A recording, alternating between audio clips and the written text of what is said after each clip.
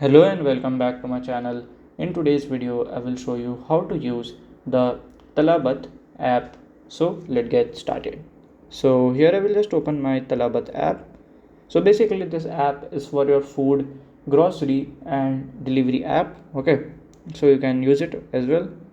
So you can just choose your location manually. So I will just choose like my Saudi Arabia. Okay, so from here you can just pin the center, for example like this. You can deliver here.